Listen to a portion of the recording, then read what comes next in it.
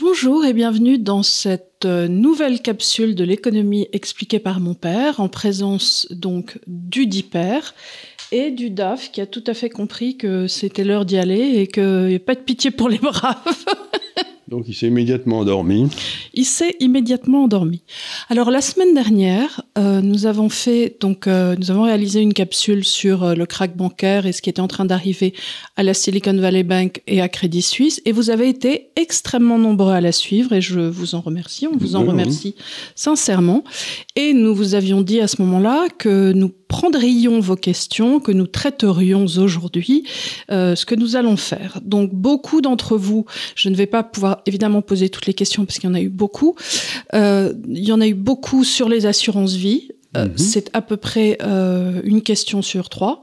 Donc, je comprends ça. On va commencer par là et le grand chef va vous en parler. Alors, une seconde. Avant, oui. on répète jamais avant. Donc, il me semble qu'avant, il faudrait peut-être faire un petit point sur ce qui s'est passé et ce qui se passe depuis dans la...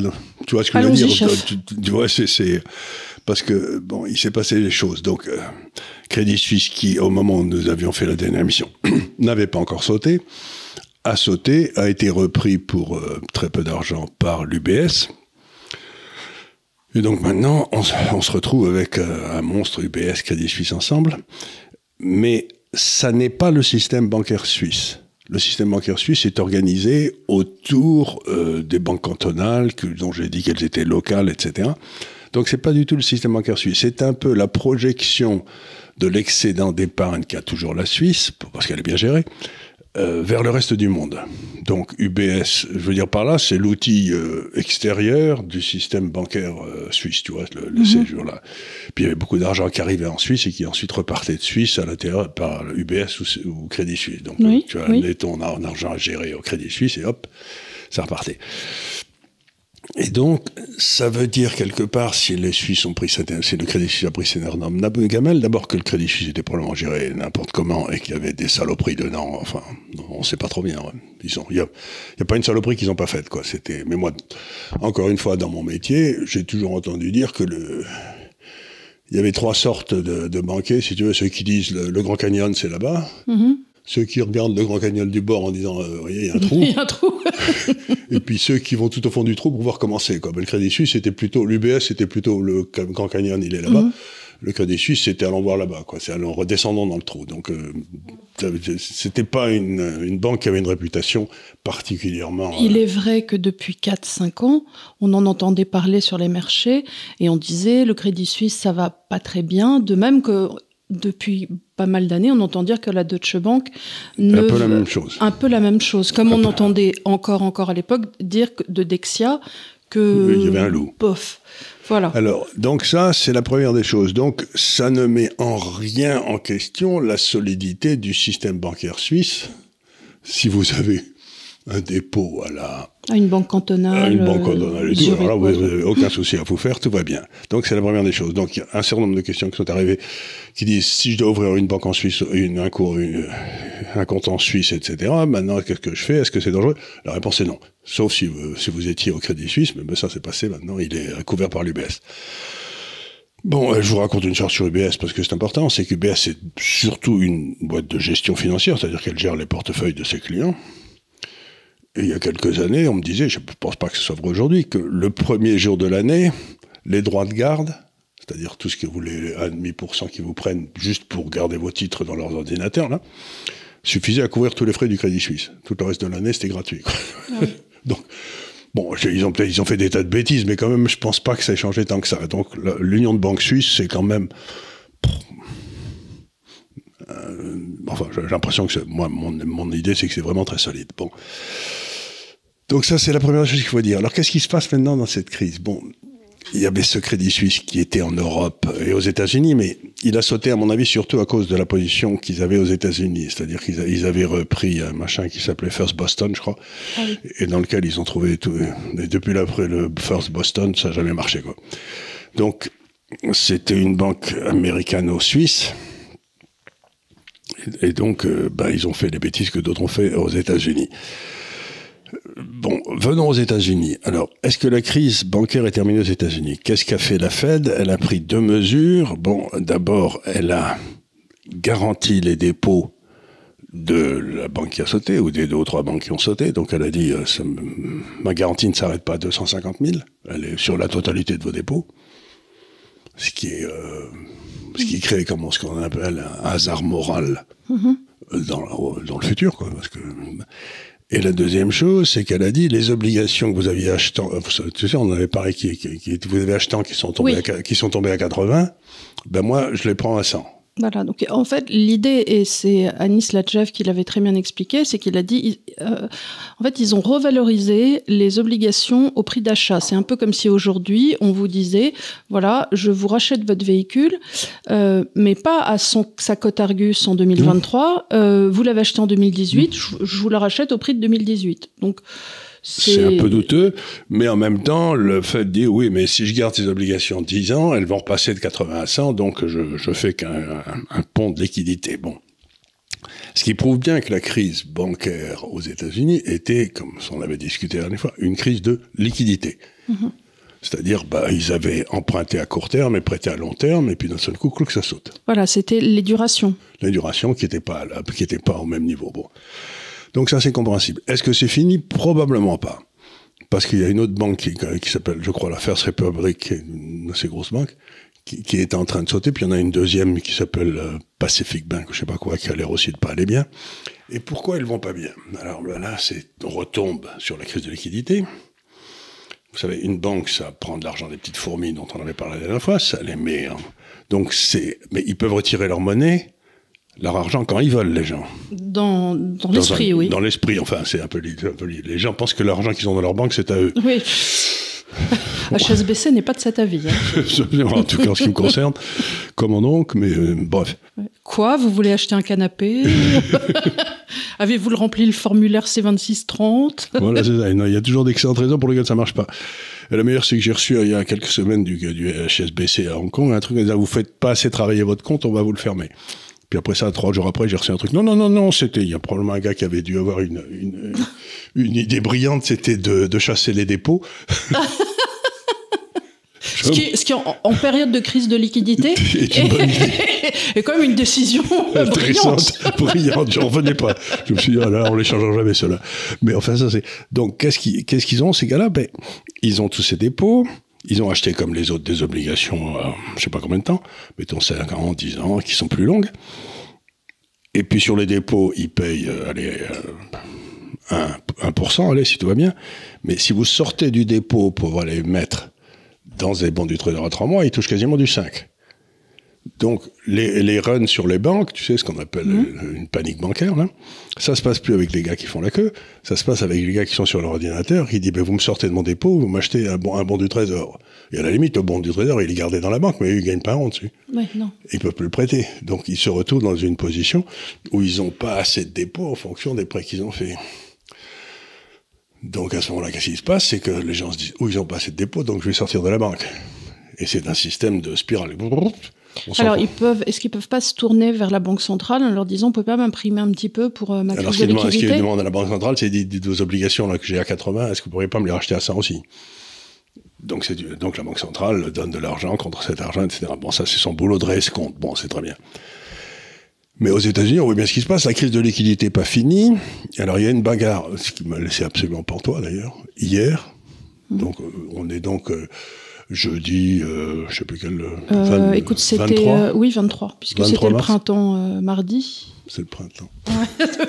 Oui, donc on est le 23, jeudi 23. On est le 23, on est le jeudi 23. Donc hier, mercredi, Madame Yellen, qui est maintenant la secrétaire d'État au Trésor, c'est-à-dire la ministre des Finances, a dit que cette idée de garantir l'ensemble des prêts bancaires aux États-Unis, c'était pas une bonne idée. Alors que le président de la Fed avait insinué que oui, ils allaient faire ça de façon à calmer les troupes, tu vois, c'était... C'est pas super d'envoyer ça comme message? Bah non, du coup, les marchés sont baissés la gueule. Bah oui, il manque encore plus. Elle aurait mieux fait de rien dire. Bah oui, on lui posait une question, elle a répondu, la pauvre. Ce qui prouve deux choses, c'est que Madame Yellen... Il n'y a pas très bien de concertation entre la Fed et le Trésor. Et deuxièmement, que Madame Yellen, qui est maintenant ministre des Finances et qui avant ça était gouverneur de la Banque centrale, elle n'a peut-être pas une passion extrême pour M. Powell, qui est tu vois ce que je veux dire, c'est... On oublie toujours, par exemple, que la crise de Lehman Brothers s'est passée parce que le patron de Goldman Sachs, qui était devenu ministre des Finances... Pouvait pas blairer Lehman Brothers. Donc, il a décidé de les faire sauter pour faire l'exemple. Et ensuite, il s'est rendu compte qu'il avait fait une énorme boulette. Donc, j'ai vu une émission sur un homme, un très haut fonctionnaire américain qui est à la retraite, qui est un type très honorable, et qui disait, vous savez, on est vraiment, mais vraiment, dans le monde entier, on est gouverné par des crétins. Des types qui n'ont aucune connaissance, qui ne savent rien, qui font boulette sur boulette, mais il faudrait tous les enfermer dans un asile, quoi. Il dit, non seulement ils sont crétins, mais ils sont fous. Ils prennent des décisions qui amènent... Donc, la crise est en voie de gestion aux États-Unis de liquidité, sauf s'ils se mettent pas d'accord. Oui. Donc là, effectivement, ce que tu es en train de dire, c'est qu'il y a potentiellement une opposition entre l'État et la Fed, oui. Donc entre ces deux instances, donc le Trésor américain et la Banque centrale. Mais tout le monde est bluffé parce qu'il se dit d'où ça sort ce truc. Oui, mais bon, il y a peut-être anguille sous roche, quelque chose effectivement, ou alors un dossier en cours sur lequel ils ne se sont pas mis d'accord et sur lequel ils seraient en opposition. Alors, la question que je vais te poser... Je comprends la position de Mme Yellen, elle dit, mais si on garantit tous les dépôts, à ce moment-là, tous les escrocs vont faire n'importe quoi, et si ça marche, ça sera pour eux, et si ça marche pas, ça sera pour la... Donc on sait que si on garantit tous les dépôts, à l'arrivée, il y a un bain de sang inimaginable avec tous les petits banquiers qui ont fait n'importe quoi. C'est l'inverse d'une destruction créatrice, en fait. On donne aux moyens aux gens d'investir dans des projets idiots sans subir de pertes. Et c'est même une incentive pour faire des projets idiots. Absolument, c'est une problématique qui ne sont pas perdus pour tout le monde. Bah, t'as pas de perte. T'as pas de perte. Il n'y a pas de perte possible. Voilà. Il n'y a pas de perte possible. Donc. C'est la porte ouverte à pas mal de fenêtres. ça, c'est tout à fait égal. Donc, bon, c'est terminé. Aux États-Unis, enfin c'est terminé, c'est en voie de règlement, sauf si. Tu vois ce que je veux dire? Alors, la question qu'on a envie de te poser, évidemment, c'est, et pour nous, Européens, qu'est-ce que ça veut dire? Alors, pour nous, Européens, là, il va falloir encore une fois que les pauvres auditeurs s'accrochent, hein, parce que la finance, ça paraît simple comme ça, mais en fait, il y a des moments où c'est pas compliqué, c'est pas simple. Bon, alors, je vais voir comment je vais essayer de vous raconter l'histoire, parce que c'est pas facile à comprendre. Les marchés financiers sont organisés de façon à ce qu'ils te donnent une espèce d'image de futur. Oui. Et cette image de futur, ça ne veut pas dire que c'est ce qui va se passer, mais ça veut dire que c'est ce que le marché croit qui va se passer. Tu vois ? Donc en général, les mouvements se passent quand ça ne se passe pas comme prévu. Quoi, tu vois ? Alors sur les taux d'intérêt... Il y a un truc qui s'appelle, tu analyses le futur du futur. Tu vois, c'est compliqué, c'est mathématique, etc. Bon, mais tu prends les taux à 10 ans, les taux à 3 mois. Aujourd'hui, les taux à 3 mois sont au-dessus des taux à 10 ans. Ce qui fait que tout le monde perd du fric, puisque c'est pour ça que tout le monde enlève ses dépôts pour les mettre en bon du trésor, puisque ça rapporte le flux. Donc, si tu prends ce futur du futur sur les États-Unis, dans un an, ils pensent que les taux longs sont au-dessus des taux courts. Le marché. Ça ne veut pas dire que moi je pense ça, mais c'est le marché. Et si tu fais la même chose sur l'Europe, non. Ah. Les taux courts restent au-dessus des taux longs. D'accord. Ça veut dire que, ce que j'ai essayé de dire la dernière fois, le problème de l'Europe est beaucoup plus structurel. En quelque sorte, les Allemands font monter les taux courts pour arrêter l'inflation, mais les marchés pensent que si les taux courts montent trop, ça va se péter tellement la gueule que les taux sur l'Allemagne finiront par baisser parce qu'il y aura une récession épouvantable, j'en sais rien. Donc, je reviens à ce que j'avais dit la dernière fois. Si on a beaucoup de courage, on peut aller aux États-Unis, sur les banques, etc. Mais moi, j'irai pas, mais enfin, il y a des gens qui peuvent essayer d'y aller. Mais alors sur l'Europe, ça reste le trou noir, quoi. Et maintenant, les marchés commencent à anticiper, c'est-à-dire à mesurer l'étendue du trou noir, quoi, en disant, bah oui, ça va pas s'arrêter. Donc, je dis simplement, bon, on a eu le Crédit Suisse, mais je sais pas ce qui va arriver derrière. Est-ce que tu penses que du côté de l'Allemagne, les banques sont solides de ce que tu vois? Alors, les banques, pas vraiment. Il faut d'abord savoir qu'historiquement, Krach, c'est un terme allemand. Oui. C'est un terme allemand, parce qu'au 19e, ça a toujours été d'excellents ingénieurs et d'effroyables banquiers. Ils savent pas, presque à l'inverse des Anglais, quoi. Et donc, ce qui me fait très peur en Allemagne, c'est qu'il y a toute une série de banques locales qui sont quasiment de nature politique dans tous les États, les Länderbank qui appartiennent aux États. Et là, les décisions de prêt ont été faites souvent en fonction de critères politiques. Donc pas forcément du bilan des entreprises. Pas forcément, ou du bien fondé. c'est que le type, bon, on avait ça faisait des emplois ici ou j'en sais rien. Et donc les Länderbank en plus ne sont pas vraiment bien audités, ne sont pas très bien ce qui se passe. Les Allemands veulent pas trop qu'on aille voir ce qui se passe dedans. Ils envoyaient les équipes d'audit de la Grèce. C'est ça. Ils envoyaient Goldman Sachs pour vérifier que tout allait bien. Donc, enfin, j'en sais rien, je dis des méchancetés là. Mais donc, le système allemand est solide. La réponse est non. Il est peut-être plus fragile que le système français d'ailleurs. Et nos banques françaises, parce que c'est une question qui revient souvent, est-ce que tu penses que les banques françaises sont solides et laquelle ou lesquelles te feraient peur? Alors, bon, je vais dire encore tout un tas de bêtises, j'espère que les gens ne me voudront pas trop, mais faut pas être trop intelligent pour être banquier. Tu vois, c'est ce que me disait mon vieil ami, M. Gutwiller, il disait, on ne prête jamais à quelqu'un qui en a besoin, qui a besoin d'argent. C'est une banque. Donc, quelle est la banque en France où il y a le plus de gens intelligents, de gens matheux, de gens qui montent des opérations? Parce que les Français sont des matheux. Le marché obligataire, c'est que des dérivations mathématiques sur le futur en fonction des prix d'aujourd'hui. Je crois qu'il y en a pas mal à la Société Générale, des matheux. Ben voilà, c'est la Société Générale est bourrée de matheux. C'est une banque de matheux. C'est eux qui ont dû monter des produits dérivés. Alors, par exemple, ils te vendent des produits dérivés, toutes les banques te vendent ça en disant, alors, on vous garantit du 7%. Hein. Puis alors, tu lis les détails, on vous garantit du 7%, sauf si le marché baisse de 30%, à ce moment-là, on ne vous garantit rien du tout. Et si on monte de 25%, ben à ce moment-là, vous touchez que 7. Donc, ils ont mis en place une série d'options qui fait que si ça reste entre moins 20 et plus 30, tu gagnes 7%. Mais ça attend qu'ils sont gouvernés, ils sont protégés dans tous les sens. Mais si ça part dans l'autre sens, tu perds tout. Enfin, tu perds. Donc, ce que je veux dire par là, c'est qu'ils ont monté des espèces de produits très sophistiqués. Très sophistiqués, qu'ils ont vendus à des gens qui ne le sont pas tellement. Et ben, ça risque, si ça commence à péter dans tous les sens, si on baisse de plus de 20 ou 30%, ben, boum, ben, tu vas... En fait, pour les petits, tu as moins de risques à être dans un crédit mutuel ou un crédit agricole ou des choses comme ça. Voilà, il me semble que... Bon. Alors, quelle est la différence de garantie si on veut diminuer le risque?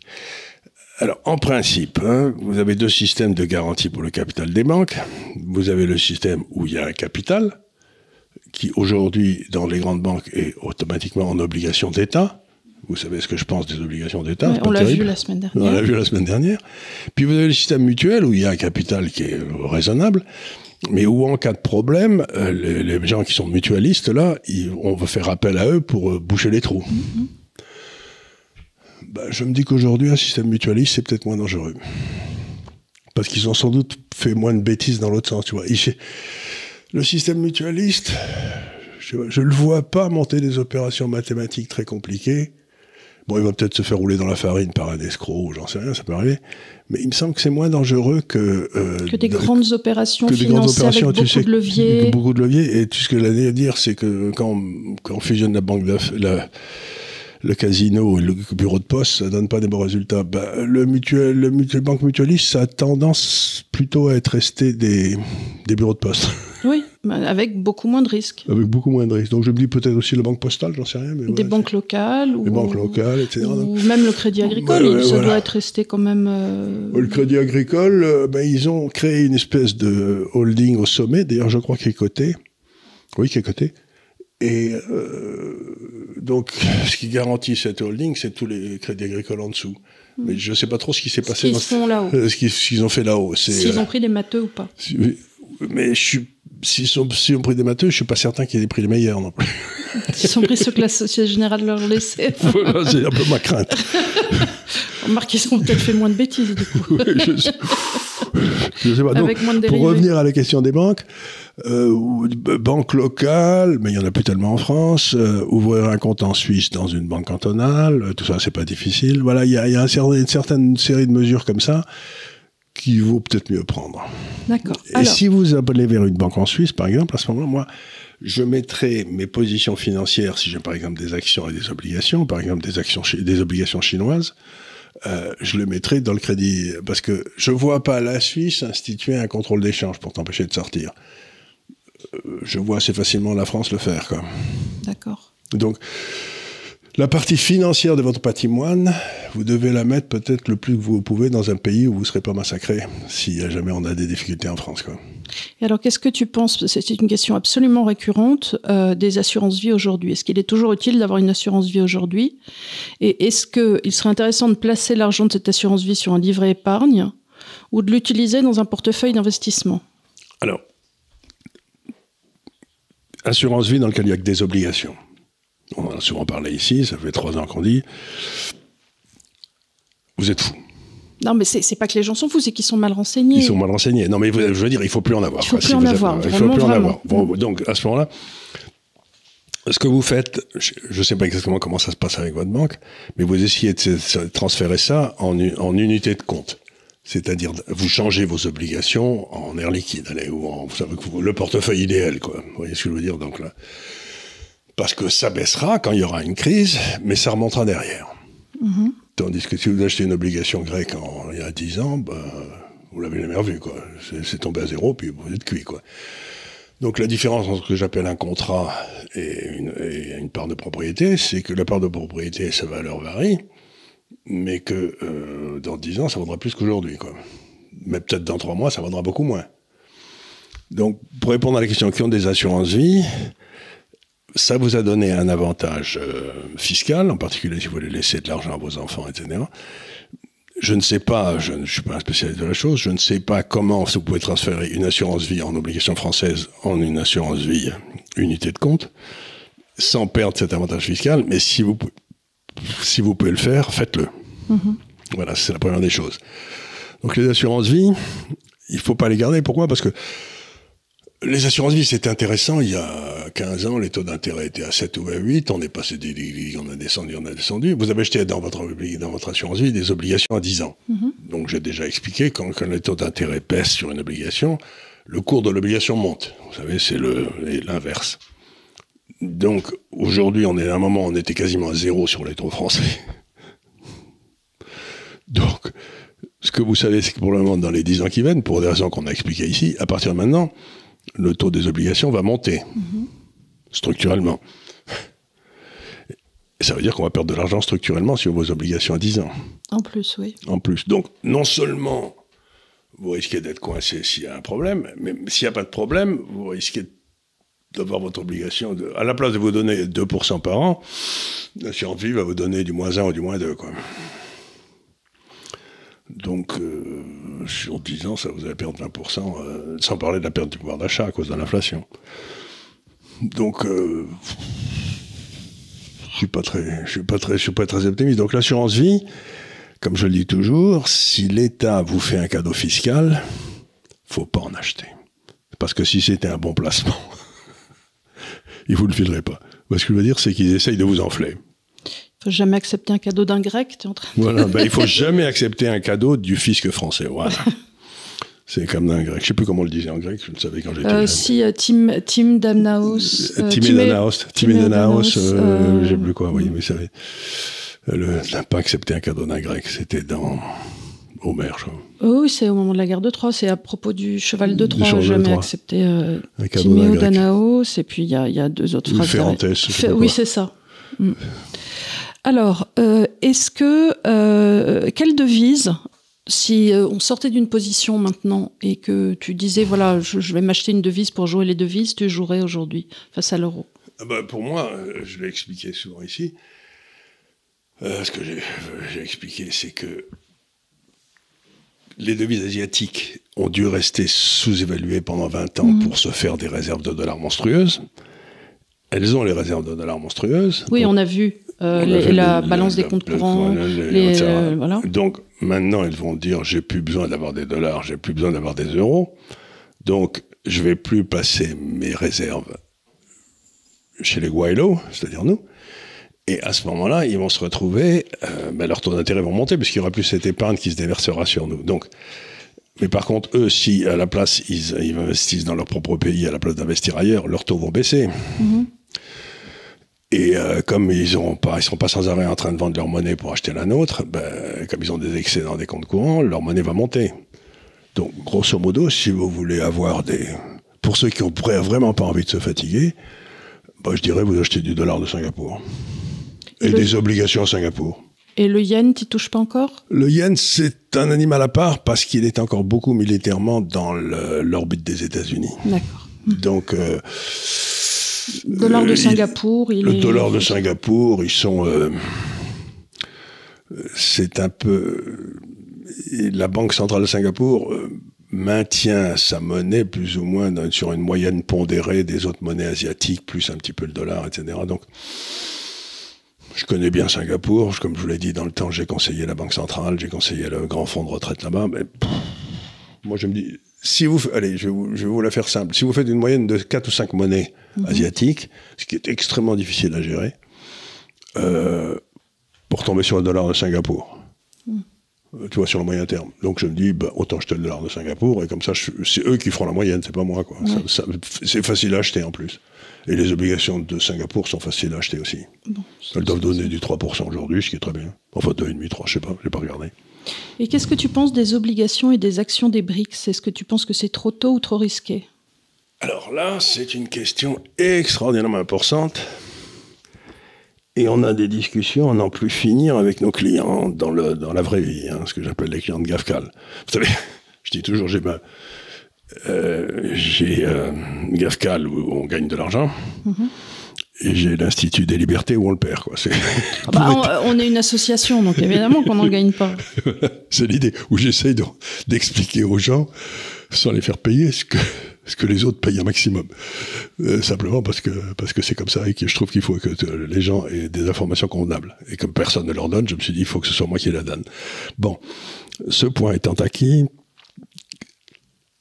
on a eu une crise, comme on en a discuté ici souvent depuis un an, une crise obligataire monstrueuse et qui est loin d'être finie sur les obligations américaines, anglaises, françaises, etc. Baisse moyenne 25%.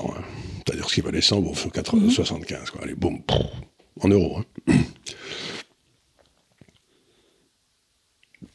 Chaque fois qu'on prenait une gamelle sur les obligations en euros ou en dollars, donc des deux marchés directeurs, les marchés des pays émergents se pétaient la gueule.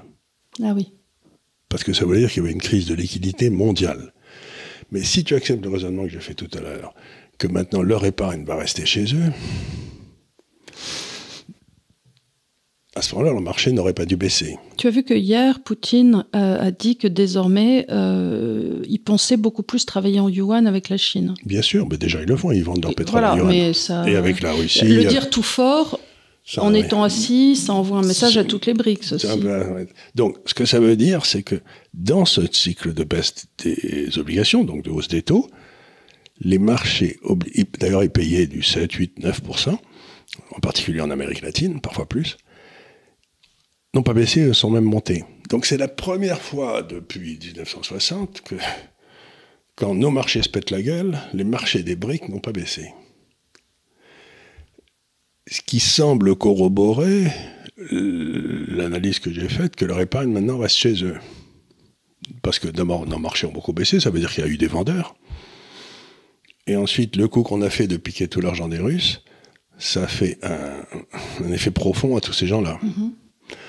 Didier est allé au Qatar, je crois, invité par Al Jazeera, là, où il y avait un grand papa, où il était le seul. Didier, c'est Didier Darcet. Darcet que vous voyez de temps en temps sur les émissions de Grand Angle. De Grand Angle. Et il est allé, il était le seul invité qui ne soit pas des BRICS. D'accord. Donc il n'y avait pas d'Américain, pas d'Anglais, il n'y avait que lui, quoi. Et il a été stupéfait de voir à quel point les préoccupations de ces gens-là n'avaient rien à voir avec les nôtres. C'est-à-dire ? C'est-à-dire que le seul sujet qui les intéressait, c'était l'accord qu'avait réussi à négocier la Chine entre l'Iran et l'Arabie Saoudite. Bah oui. Pour eux, c'était comme un bouleversement, c'est-à-dire une trêve dans cette guerre entre les chiites et les sunnites, qui avait été soigneusement entretenue par les Anglais, puis ensuite par les Américains. Pour les raisons qu'on connaît. Pour les raisons qu'on connaît. Ben là, les Chinois disent, ben non, mettons-nous d'accord et tout. À ce moment-là, vous vous retrouvez... Je vais dire encore une fois quelque chose qui n'est pas certain. Donc, les États-Unis mettent une pression extraordinaire militaire, comme on le sait, sur tous les pays qui, à un moment ou à un autre, voulaient vendre leur pétrole, entre autres choses qu'en dollars. Bon, on a vu la Libye, on a vu l'Irak, tout ça. L'espérance de vie des dirigeants diminue fortement. C'est ce qu'ils sont quelque part en train de faire avec la Russie, qui entendait vendre son pétrole en autre chose qu'en dollars. Dédollariser, c'est l'expression que j'utilise. Et donc, quelque part, il y a une espèce d'attaque militaire contre la Russie qui n'est pas sans rappeler celle qui s'est passée sur l'Irak, ou celle qui s'est passée sur la Syrie, ou celle qui s'est passée sur la Libye. Mais imagine, c'est complètement imaginaire ce que je veux dire, mais imagine que la Chine et la Russie passent un accord du type OTAN défensif militaire. Tu vois, si l'un est attaqué par quelqu'un, l'autre automatiquement vient à source. Oui. Ce qui est censé être l'OTAN. L'OTAN passe son temps à attaquer tout le monde, mais c'est pas défensif, c'est offensif. Mais là, ce serait simplement défensif. Mais plus personne ne peut les attaquer. Par contre, tu peux pas attaquer la Russie et la Chine en même temps. Non. Donc, mais si tu as cet accord militaire défensif-offensif, qu'est-ce que va faire la Corée?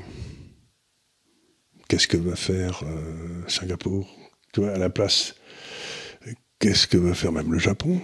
Ils vont se dire, tiens, ce serait pas mal que je fasse ce coup-là aussi. Tu vois ce que je veux dire? C'est que d'un seul coup, on dominait le monde parce qu'on dominait le commerce de l'argent. On en a discuté ici, ça c'est fini, on l'a foutu en l'air, très bien, c'est fait. Et on dominait le monde parce qu'on avait la plus grosse massue. Oui. Mais si on n'a plus l'argent... L'armée américaine. L'armée américaine. Anglaise. Si on n'a plus l'argent et si on n'a plus la plus grosse massue... s'il y a une massue plus grosse qui sort... Et tu penses que de cette alliance sino-russe, la Corée et le Japon, qui pourtant ont des relations très tendues avec la Chine, historiquement, pourraient venir non, c'est pas les premiers table. Qui viendraient, c'est pas les premiers qui viendraient, mais... Parce qu'il y a quand même une forte détestation. Mais l'étape suivante, ce serait la Turquie. La Turquie, bien sûr. La Turquie, et avec la Turquie, tu contrôles à peu près... le bassin méditerranéen. Une bonne partie du bassin méditerranéen. T'as qu'à regarder quand la sublime porte dominait les mers au XIIIe, XIVe siècle, il n'y avait pas trop énervé, quoi. Donc, s'ils font tomber la Turquie, puis l'Iran, qui toute la l'Iran pourrait rentrer là-dedans. L'Iran, ils y rentreraient au galop, tu penses? L'Iran et la Chine, c'est ce que tu disais tout à l'heure, ont commencé à rentrer dans des négociations. Et il y a des gisements de gaz absolument gigantesques qui sont à la frontière entre l'Iran et le Qatar. C'est absolument gigantesque. Ils passent leur temps d'ailleurs à faire des trous pour aller piquer le gaz d'à côté, tu vois, de l'autre côté de la frontière. Donc on reviendrait sur les anciennes zones persiques avec tout... Voilà, on reviendrait, mais avec une nouveauté, il y aurait une alliance perse péninsule turque, là, qui n'a jamais existé dans l'histoire, parce qu'ils sont toujours mis sur la gueule. Oui, mais c'est pour ça que ça va être parce que je veux dire, intéressant à regarder. Intéressant à regarder, mais les Américains sont en train de réussir un coup diplomatique invraisemblable. Ils ont rapproché la Chine de la Russie, et s'ils réussissent à rapprocher l'Iran de la Turquie, et si les deux se rapprochent avec la Chine et la Russie, on va pas voir l'air bête, hein. Pendant que eux sont occupés à faire en sorte que l'Ukraine reçoive des milliards et que tout le monde soit bien occupé en Europe. Mais ce qu'il y a d'extraordinaire, c'est que ce que reçoit l'Ukraine a reçu en armement des différents pays de l'OTAN, etc., y compris la France d'ailleurs, dans les 12 derniers mois, c'est très supérieur au budget de la défense russe. Donc, tu te dis, mais alors on leur a filé, je sais pas, 70, 80 milliards de dollars. C'est plus que le budget de la défense russe. Et ils n'ont qu'un avion de chasse. Et ils ont plein d'avions de chasse qui servent à rien, puisque aujourd'hui, les avions, ça ne sert plus à rien. Ce qui fait... Donc, je me dis, militairement, diplomatiquement, stratégiquement et même énergétiquement, le monde qui est en train de se faire contre nous,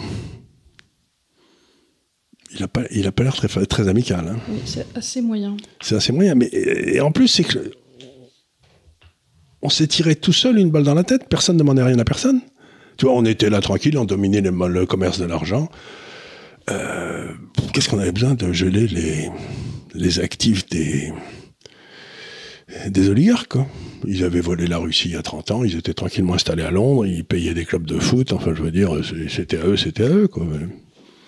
Alors, on va continuer sur une question. Est-ce que tu vois un lien possible entre la faillite des banques et la mise en place de l'euro et du dollar numérique? Et quel est ton avis sur ces monnaies numériques? Alors, comme on l'a dit tout à l'heure, le problème des banques, c'est que vous avez des dépôts à court terme et des prêts à long terme. Et que le boulot des banques, c'était de faire ces prêts à long terme à des gens qui allaient les rembourser. Maintenant, imagine que tous les dépôts par l'intermédiaire du système numérique soient faits à la Banque centrale. Et qu'est-ce qui va arriver à nos banques? Où est-ce qu'elles trouveront leur financement? Ben, je veux dire, c'est-à-dire qu'à ce moment-là, il faut fermer toutes les banques, puisqu'elles n'auront plus de dépôts. Si toi, tu as un compte à la Banque de France, avec une carte de crédit sur la Banque de France... la véritable question est où va être versé ton salaire? Tu ne vas pas faire verser ton salaire sur deux banques différentes, tu fais verser ton salaire... À la Banque de France, si tu as une carte de crédit. Voilà, donc dans ces cas-là, effectivement, tout deviendra euro numérique. Tout deviendra euro numérique, mais à ce moment-là, tout le système bancaire, il faut le fermer. C'est peut-être ce qu'ils veulent. Oui, attends, s'ils le ferment, il y a des tas de prêts. Moi, j'ai des prêts à la Société Générale, justement. Tous ces prêts, ils vont quoi? Ils vont être repris par la Banque de France, mais ça veut dire que la Banque de France doit embaucher 300 000 personnes pour gérer tous ces trucs. Donc... Ou alors absorber... Mais encore une fois, je suis quand même très surpris parce que cette histoire d'euro numérique ou de dollar numérique, c'est pour essayer de vérifier ce qu'on fait en temps réel de notre argent. Tu sais, donc c'est toujours un Big Brother qui va s'occuper de toi et qui sait mieux quoi ce dont tu as besoin. Mais d'abord, pourquoi Big Brother a besoin de savoir ça? Première question. Et deuxièmement, si vraiment ils vont vers ce truc, ça veut dire qu'on a un système monétaire complètement centralisé, où il y a dans le fond une banque centrale, où ont lieu tous les dépôts, et il n'y a plus de marché pour les prêts bancaires, etc. Donc ça veut dire que les prêts bancaires à ce moment-là seront faits par la Banque de France à tous les amis politiques.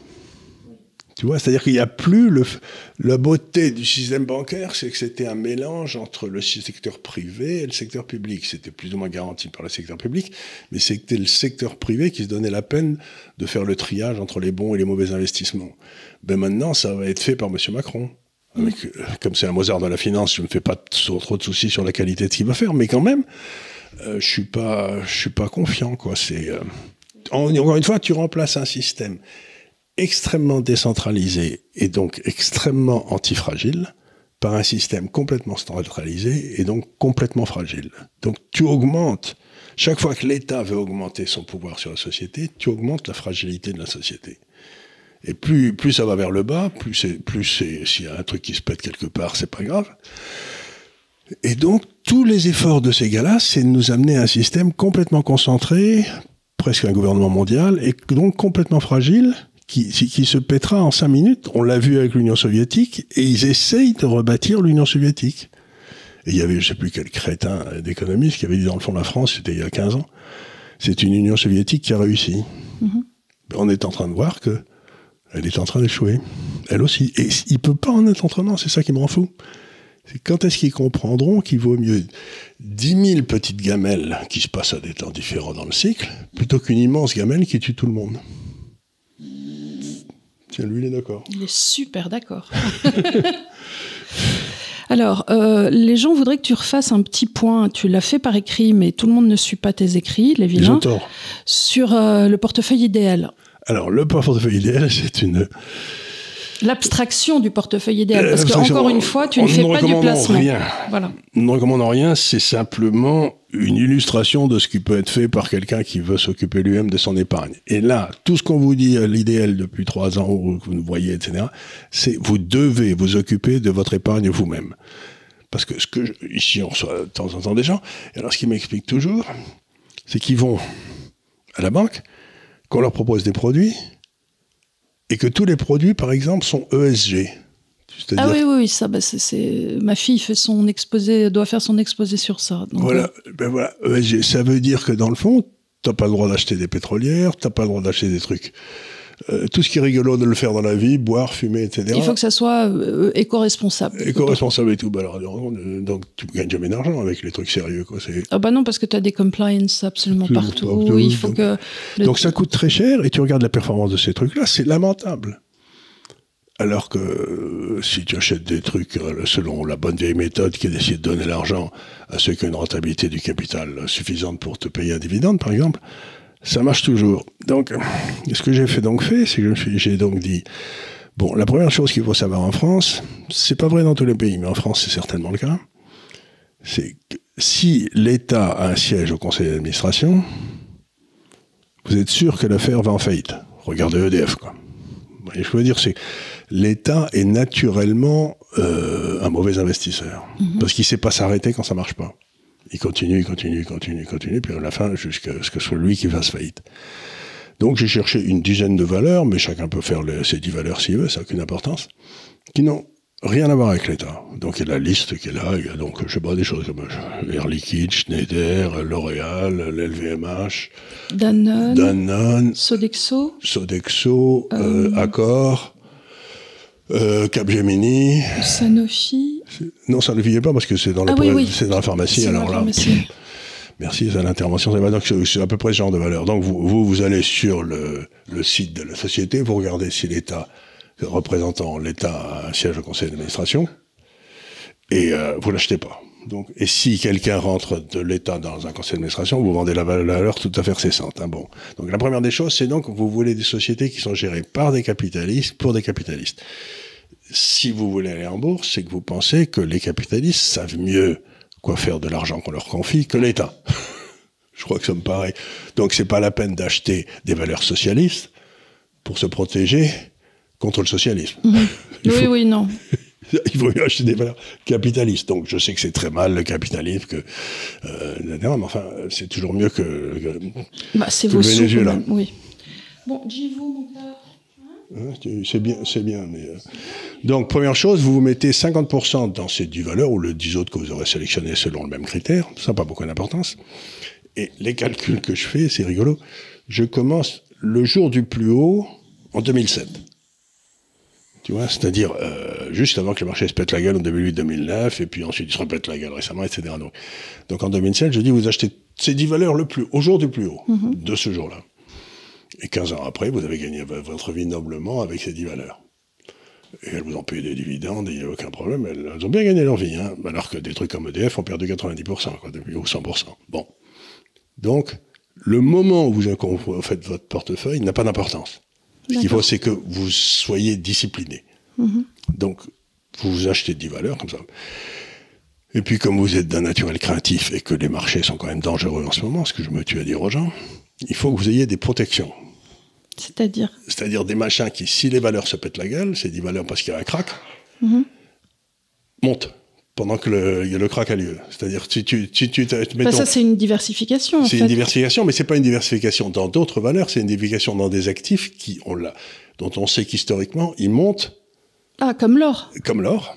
Mais l'or, tu as vu comme là, il est passé au travers du toit. Donc là, si tu achètes maintenant... ça n'a aucune importance. Parce tu vas être couillonné, non? Non, pas du tout. Tu peux encore acheter de l'or pour toi. Tu sais, il était au début de l'an 2000, il était à 400, il est à 2000, et les gens me disent, il a multiplié par 5, c'est beaucoup. Je dis, mais la masse monétaire a aussi multiplié par 5. Donc, oui, c'est vrai. Donc, est-ce qu'il a beaucoup monté? Ça se discute. Et tu penses qu'il peut encore monter? Je dis pas qu'il va monter, je dis simplement que si les marchés se pètent la gueule... on sera bien content. On sera bien content d'en avoir comme un parachute. Mais tu mettrais pas tout dedans? Ah non, je mets à peu près 25% parce que c'est très volatile. D'accord. Donc tu mets 50% en actions, 25% en or, et puis j'avais proposé... les 25% qui restent en obligations chinoises, qui en effet... Alors là, les gens disent que c'est très difficile, et c'est vrai. Il y a des ETF. Il y a des ETF. Alors, on ne peut pas vous donner, d'abord, on ne les connaît pas, mais en revanche, sur notre site, Des internautes en parlent entre eux. Alors, je ne connais pas la valeur des recommandations, mais souvent, il y a des personnes qui, quand même, s'y connaissent assez bien. C'est bien. Donc, n'hésitez pas à aller sur notre site de l'institutdeslibertés.org. Nous n'avons pas de lien avec ça. Nous ne faisons pas de conseils, encore une fois. Mais entre vous, vous pouvez vous passer ces informations, vous échanger des mails. Ou alors, si vous n'aimez pas du tout la Chine, vous pouvez acheter à la place des obligations de Singapour. Voilà, des obligations d'État de Singapour, ça doit pas être difficile. Non, vous devez trouver ça. Et après, il y a alors pour trouver des courtiers qui pourraient faire ça, il y a Boursorama qui le fait. Boursorama, puis il y a Swissquote. Il y a Swissquote, c'est vrai. Enfin, il y en a plusieurs quand même. Des courtiers en ligne. Vous devez pouvoir, en parlant, même sur des petits forums ou même sur Twitter ou ainsi de suite, les gens peuvent vous dire tu passes par-ci. Ça, je pense que c'est une information entre vous, vous pouvez avoir facilement. Oui. Et alors, une fois que vous avez bâti votre portefeuille, dont 50, 25, mettons, comme elle est à peu près. Vous le regardez à peu près une fois tous les 2 ou 3 mois, et s'il y a les actions qui sont montées à 60 par exemple, et puis les 2 autres qui ont baissé, vous vendez les 10 que vous avez gagnés dans les actions et vous rachetez pour ramener à 50-50. C'est-à-dire que vous rebalancez le portefeuille sans arrêt. C'est horrible parce qu'en vrai, tu as envie de rester là où tu as gagné, plutôt que de le vendre. Oui, bien sûr, mais ça fait rien. C'est aller contre son instinct presque. C'est aller contre son instinct, mais si tu fais ça, imagine que les actions se pètent la gueule de 50%, allez. À quel moment tu décides d'acheter ? T'es mort de trouille.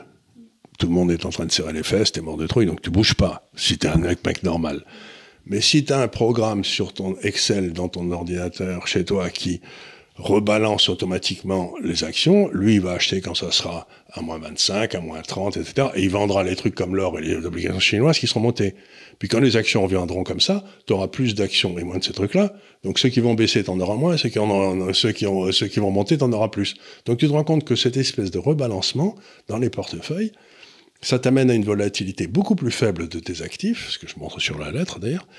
D'abord une volatilité beaucoup plus faible et à une rentabilité plus forte. Parce que tu passes ton temps à acheter des trucs de bonne qualité qui se sont pétés la gueule parce que le marché avait envie de baisser. Et tu passes devant des trucs qui sont de très bonne qualité aussi, mais qui sont montés parce que les gens avaient la trouille. Et donc si tu fais ça avec discipline, tu te retrouves avec un portefeuille qui est une espèce de Jeep qui passe partout tranquillement. D'accord, c'est pas une Ferrari, hein, mais ça passe et vous passez de l'autre côté sans trop de difficultés. Encore une fois, je dis aux gens, dans ce métier, la grosse difficulté dans ce métier, c'est qu'il y a des moments où il faut gagner de l'argent et des moments où il faut pas en perdre. Et ben, aujourd'hui, on est vraiment dans un moment où il faut pas en perdre. Donc, mais on peut pas se permettre d'être complètement hors du marché. Vous vous mettez en cash, vous mettez dans votre banque et votre banque saute. Qu'est-ce que vous faites? Vous n'êtes pas mieux.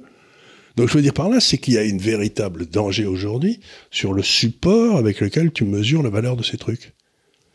Donc, il faut avoir des actifs qui vont pas disparaître, mais il faut pas trop s'occuper de la monnaie dans laquelle tu les mesures, parce que j'ai pas de confiance dans cette monnaie-là. Donc, voilà, c'est une façon de gérer son portefeuille qui est, quand les choses seront devenues claires, que tout le monde sera content, que à ce moment-là, vous pourrez vendre toutes vos positions défensives, vous mettre 100% en position agressive, c'est-à-dire en action.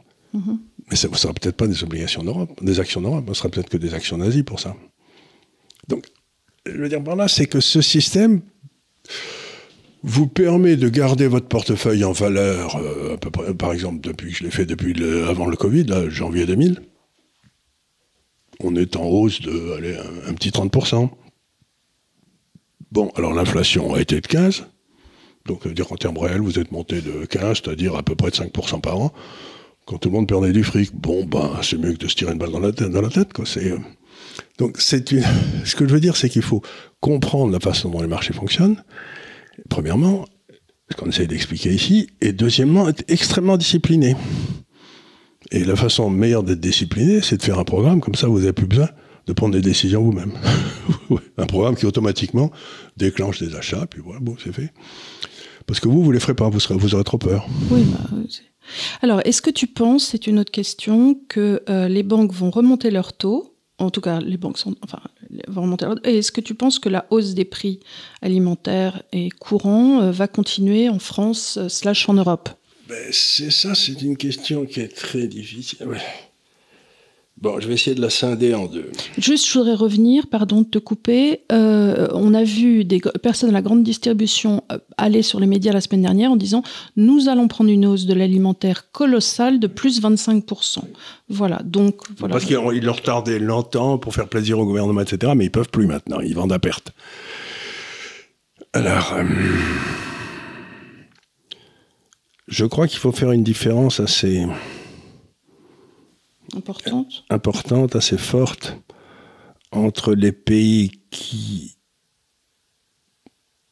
à mon avis, ne vont pas avoir de crise de solvabilité et les pays qui vont avoir une crise de solvabilité, qui ont une chance d'avoir une crise de solvabilité.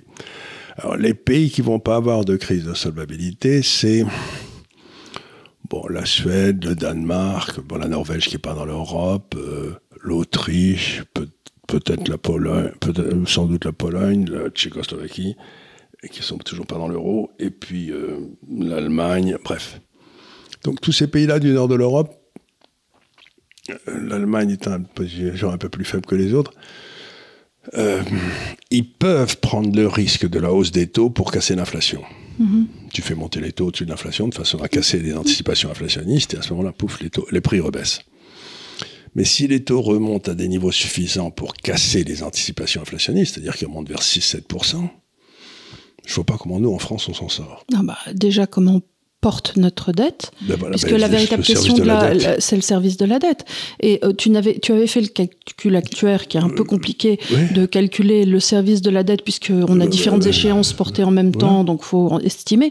Mais écoute, on peut le faire, c'est un calcul de règle de 3, puis on ne prend pas en compte le temps, mais mettons que la dette... C'est que pour Bruno, c'est difficile, les règles de 3. Hein. On lui avait demandé un hectare et de calculer un produit en croix, il était perdu. Hein. Oui, non, mais c'est normal, il a fait normal supplétre, il ne faut pas trop en demander. Il peut parler de Flaubert, mais une règle de 3, il ne sait pas. Alors, il a fait normal supplétre, oui, c'est ça. Oui, lettres.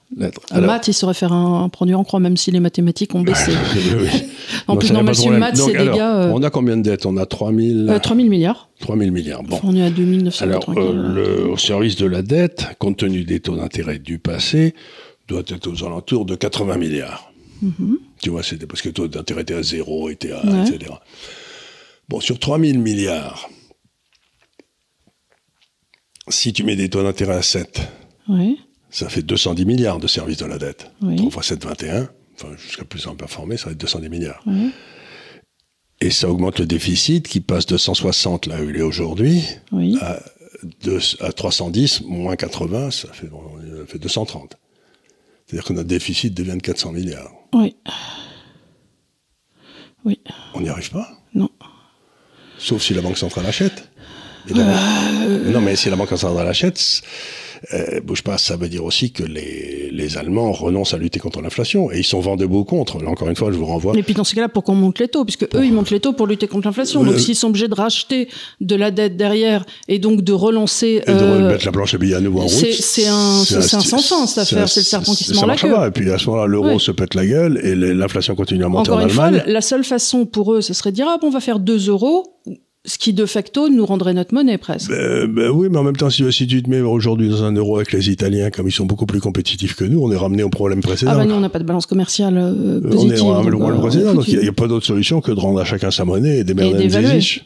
D'évaluer où chacun trouve son prix. Oui, chacun trouve midi à sa porte. Voilà, si les pays qui sont bien gérés ont des monnaies fortes, les pays qui sont mal gérés ont des monnaies faibles, et on retournera dans une économie de marché dont on est sorti il y a 20 ans. Chacun s'occupera qui de l'inflation, qui de la charge de sa dette, en fonction. Oui, alors donc je crois que là c'est une question extraordinairement importante parce que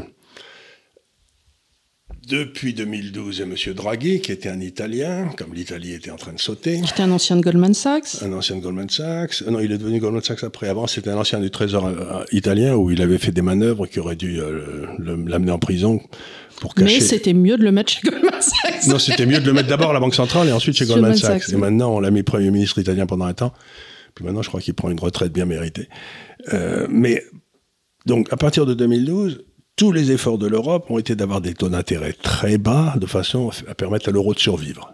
À l'Italie et à la France de tenir le coup. Après la crise de 2008. Après la crise de 2008-2009.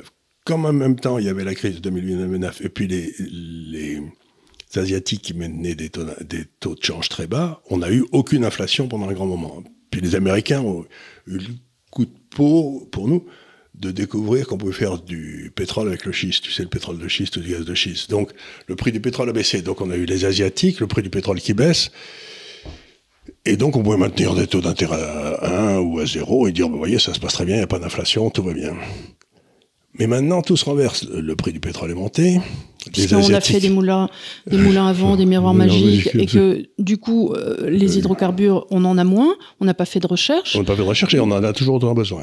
Marché tendu, hausse des prix. Hausse des prix, donc, première étape. Ensuite, hausse des prix qu'il faut maintenant payer en dollars à la place de le payer en euros. Ce qui était une autre... Plus la crise russe, puisqu'on s'est privé du gaz. On s'est privé du gaz, mais qu'on payait en euros et pas en... Donc, bref... donc, en même temps, à mon avis, les Asiatiques vont maintenant réévaluer, donc ça va déclencher des hausses. Tous les produits qu'on achetait en Asie, qu'on n'achetait pas cher, maintenant on va devoir les acheter cher. Bon, ça c'est le... Et puis les Allemands disent, bon, c'est bien joli tout ça, mais maintenant on veut que les rentiers soient payés en Allemagne, parce que sinon on s'en sortira jamais. Bon, il y a beaucoup de rentiers en Allemagne, hein, ils sont tous vieux. Donc, on a pu maintenir des taux anormalement bas pendant 10 ans, parce qu'il y a eu une conjonction d'événements. Et alors, à ce moment-là, les banquiers centraux se sont dit, ça y est, on a trouvé la recette magique, des taux d'intérêt bas et une inflation basse à la fois. Donc, c'est le bonheur total, continuons, imprimons de la monnaie. Ça a marché moyen. Et donc, on a devant nous des périodes où il va y avoir un choix à faire, où le système monétaire européen a choisi l'Allemagne et la France saute.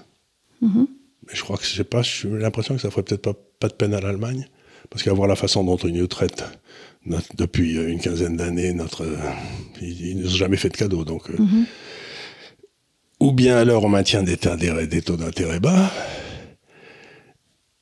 et à ce moment-là, il va y avoir des Allemands dans la rue, quoi. Ce qui est toujours une mauvaise nouvelle, hein. Quand tu as des Français ou des Italiens, c'est pas grave. Oui, c'est ce que tu disais la semaine dernière, c'est ce que mon frère dit. D'ailleurs, j'ai vu qu'il y avait une grève là à Zurich. Je me suis dit, tiens, c'est pas en Allemagne, mais enfin, c'est pareil. Oui, non, mais c'est des Suisses allemands. C'est noté pareil. C'est même pire. C'est même pire. Parce qu'à Berlin, ils sont plus modernes qu'un Zurichois. Un Zurichois, c'est ce que tu peux faire. Zurichois, dans le système le Suisse allemand. En Suisse, c'est quand même, il a une robuste idée de ses intérêts, quoi. Il se laisse pas avoir par le coup de sauver la planète, enfin, j'en sais rien. Donc, ce que je veux dire par là, c'est que il n'y avait pas à faire de choix entre la France et l'Allemagne depuis 10 ans. Parce qu'en plus, les Allemands, ça leur donnait une monnaie sous-évaluée, donc ils étaient contents, ils exportaient. Mais dans les années qui viennent, ce choix, à un moment ou à un autre, va devoir être fait. J'ai pas la moindre idée du quel côté le couteau va tomber, quoi. Je sais pas. En général, la tartine de beurre, ça tombe toujours du mauvais côté. Tu sais, ça tombe toujours sur le tapis avec le beurre sur le tapis. Sinon, tu as le théorème du chat et la tartine de beurre. C'est-à-dire que tu mets une tartine de beurre d'un côté et les pâtes du chat de l'autre. Oui. La tartine tombe toujours du côté beurré. Mais si tu as mis une tartine de pain beurré sur le haut du chat et que le chat retombe toujours sur ses pattes, la tartine ne tombera pas sur le beurre. Oui, c'est possible. Mais ça s'appelle un miracle. Et ça arrive rarement dans le monde financier. Tu sais, le monde financier est un monde dur, où il y a que des salopards qui pensent à gagner de l'argent sans travailler. Donc, pour répondre à ta question, il y a 2 sorties, et il y en a une qui est extrêmement désagréable pour la France, parce que ça veut dire, grosso modo, si on tombe avec les Allemands, si c'est les Allemands qui gagnent, ça veut dire qu'il y aura le FMI en France. Alors, à propos, ça sera peut-être la dernière question, oui, du portefeuille idéal, certains s'inquiètent que tes valeurs soient en euros, des valeurs françaises, en disant, mais s'il y a un effondrement possible de l'euro... Eh ben, on s'en fout. Alors, je vais expliquer pourquoi. Vous prenez allez, encore une fois, Air Liquide, hein, parce que c'est plus simple. Air Liquide, ils ont des usines partout dans le monde, et ils ont des ventes partout dans toutes les monnaies du monde. La seule chose qu'ils aient à peu près en France, bon, ils ont quelques usines en France et quelques trucs de transmission, mais ils ont un très beau siège sur le quai où il y a le ministère des Finances, le ministère des Affaires étrangères, là, le quai d'Orsay. Quai d'Orsay. Le quai d'Orsay, c'est le quai d'Orsay. Ils ont un très beau siège qui est là. Donc ça, ils ont un actif en France. Alors celui-là, ça se pète la gueule, bon ben... Mais imaginez que l'euro se pète la gueule et qu'ils aient des usines en Allemagne, au Japon, en Chine massive. c'est un jeu à somme nulle parce que la valeur de ces actifs à l'extérieur va monter à due concurrence de la baisse de l'euro. Tu vois, c'est comme si tu avais un appartement à New York et que le dollar double. Oui, il est certain que les sociétés dont tu parles sont des sociétés françaises, mais elles sont cotées internationalement. Mais non, elles ont un portefeuille d'actifs qui est complètement international. Donc, tu achètes le commerce mondial par l'intermédiaire. Comme LVMH, comme L'Oréal. Voilà. Que tu l'achètes en euros ou en dollars de Zimbabwe, ça reste le même. Tu achètes pas l'euro, tu achètes la capacité internationale de ces sociétés. Et c'est pour ça que j'évite à tout prix aussi un peu la consommation en France. Parce que je me dis que là, si tu as s'il y a une chute dramatique de la consommation. Si tu as un Carrefour et que la consommation baisse énormément, t'es mal barré, quoi. Il n'y a pas d'échappatoire. Ils ont peut-être quelques magasins au Brésil ou en Chine, mais ça suffira pas. Donc ça m'amène à faire aussi une autre. Si vous achetez autre chose que des sociétés françaises, certains d'entre vous le font, il faut faire une grosse différence entre ce que j'appelle les transnationales et les multinationales. Alors j'explique parce que le temps passe, mais la transnationale, c'est Apple. Ils produisent en Chine, ils ont tous leurs centres de recherche aux États-Unis et ils vendent partout dans le monde. Donc s'il y a un pet entre la Chine et les États-Unis, Apple est foutu. Parce qu'ils n'ont plus leurs usines, ils ont toujours leur centre de recherche, mais donc Apple est foutu. Mais prends encore une fois un liquide. Ils ont des usines partout, des centres de recherche partout, ils sont complètement éclatés dans le monde. Ça, c'est une multinationale. C'est pas une transnationale. Ils produisent partout, ils vendent partout. Donc il y a une antifragilité de la multinationale. Exactement, alors que la transnationale est extrêmement fragile. Oui, puisqu'elle est soumise à un choix diplomatique. Elle est soumise. S'il y a un choc qui se passe dans un des deux pays, les États-Unis ou la Chine, ils sont très embêtés. Alors qu'il y a un choc qui se passe à Paris, Air Liquide s'en contrefou. Alors ça et une forte dévaluation de l'euro ou ça fera monter les bénéfices exprimés en euros. Donc, encore une fois, c'est une façon pour vous de sortir de l'euro, ces sociétés. Quand vous achetez ces sociétés, c'est comme si vous avez vendu à découvert l'euro. Vous dites, l'euro n'a pas d'impact sur leur valeur intrinsèque. Parce que ce sont des multinationales et qu'elles ont diversifié quelque part leurs risques inhérents à la monnaie, la monnaie et au franc et à l'euro, etc. Alors, donc, j'avais fait ce portefeuille des 10 valeurs, etc., pour montrer que quelqu'un qui ne voulait pas s'intéresser au marché étranger, etc., pouvait, en utilisant le marché français, avoir des positions internationales sans sortir de France, tu vois ce que je veux dire? Parce qu'il y a des gens qui, comme Arnaud, comme les gens d'Air Liquide, ont pris la décision de sortir de France il y a très longtemps. Et se le feront beaucoup mieux que vous. C'est donc pas la peine d'aller chercher des gens qui ont des usines au Brésil. Air Liquide fait ça très bien pour vous, donc c'est pas la peine de vous embêter. Donc c'est un peu ça aussi Alors le seul sur lequel j'ai un petit doute, moi, c'est Danone, parce qu'ils sont quand même dans la consommation. Mais ils sont quand même très, ils en ont partout. Ils sont mondiaux maintenant. Ils sont aux États-Unis, ils sont partout. Voilà, des Danone, t'en as absolument partout. Puis maintenant, ils ont même de l'au, je crois. Ils ont beaucoup d'eau, ils ont beaucoup d'eau. Donc, imaginons même la consommation s'arrête. Ils ont quand même, tu vois, tu te dis, on va pas arrêter de manger des yaourts quand même. Je sais pas. Pour ça, de temps en temps, j'ai un petit doute sur Danone, puis je regarde ce qu'ils font, je me dis non, c'était bien. Ça veut pas dire que je la recommande, mais je me dis c'est bien diversifié. Ils avaient été gérés comme des corneaux par un type qui était un écolo complet il y a 2, 3, 4, 5 ans, qui est resté qui a fait baisser la marge de façon extraordinaire. Je crois qu'ils sont bien avec normal maintenant. Bon, à suivre. Donc Danone si vous avez un doute, mais quand même, tu penses que c'est bien en la regardant. Je pense que c'est bien, voilà. Donc voilà. Donc encore une fois, on est dans une période difficile de bouleversement, de révolution. Donc, il faut avoir ce que j'appelle des contrats uniquement dans les parties dont vous savez que ça va rester stable, c'est-à-dire c'est l'Asie. Des obligations, il faut les avoir qu'en Asie. Puis des actions, vous pouvez les avoir où vous voulez, à condition que vous les choisissiez, comme tu l'as dit, antifragiles. Que vous choisissiez une action antifragile aux États-Unis, en Angleterre ou en France, ça n'a pas d'importance. Mais ce qu'il faut, c'est bien faire la différence entre celui qui dépend d'une zone ou de deux, et celui qui n'en a rien à foutre d'être dans une zone ou pas. Donc, il faut quand même faire un peu de réflexion, mais c'est pas tellement difficile. Vous n'avez pas besoin de passer des heures à étudier le bilan. Voilà. Écoutez, j'espère qu'on vous aura un petit peu aidé avec cette série de questions, qu'on a un peu débroussaillé tout ça, que ça vous aura pas fait trop peur. Mais si vous avez peur, oui, il faut que vous ayez peur. Là.